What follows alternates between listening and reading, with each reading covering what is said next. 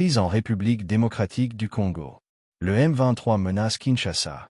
La République démocratique du Congo, RDC, traverse une période de grande instabilité alors que le chef des rebelles armés du M23 a menacé de marcher sur Kinshasa si les forces gouvernementales tentaient une offensive contre ses troupes.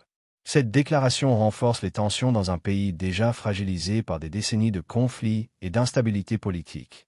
Le M23 a récemment affirmé avoir pris le contrôle de Goma et Bukavu, les deux plus grandes villes de l'est du pays, une région connue pour ses vastes ressources minières.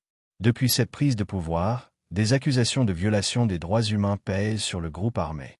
De nombreux témoignages font état d'exactions commises contre la population civile, notamment des meurtres, des pillages et des déplacements forcés de population. Cette montée en puissance du M23 a relancé les tensions diplomatiques entre la RDC et le Rwanda. En effet, l'ONU et les États-Unis accusent Kigali d'armer et de soutenir les rebelles.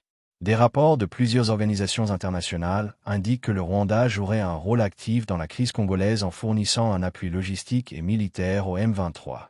Cependant, ces accusations ont été vivement rejetées par Corneille Nangaa, le leader de l'Alliance du fleuve Congo, une coalition politique récemment formée et perçue comme proche des rebelles.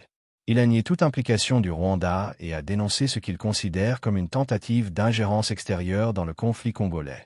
La menace de marcher sur Kinshasa, la capitale congolaise, constitue une escalade majeure dans cette crise. Si le M23 venait à avancer vers l'ouest du pays, cela pourrait entraîner une guerre de grande ampleur, impliquant non seulement l'armée congolaise, mais aussi les forces de maintien de la paix des Nations Unies, déjà présentes dans la région.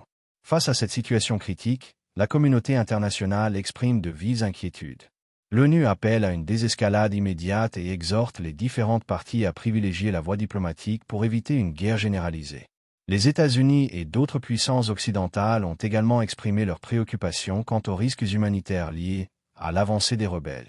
Pendant ce temps, la population de l'Est du pays continue de subir les conséquences de cette instabilité chronique, avec des milliers de civils fuyant les combats et cherchant refuge dans des conditions précaires. La RDC est donc à un tournant décisif.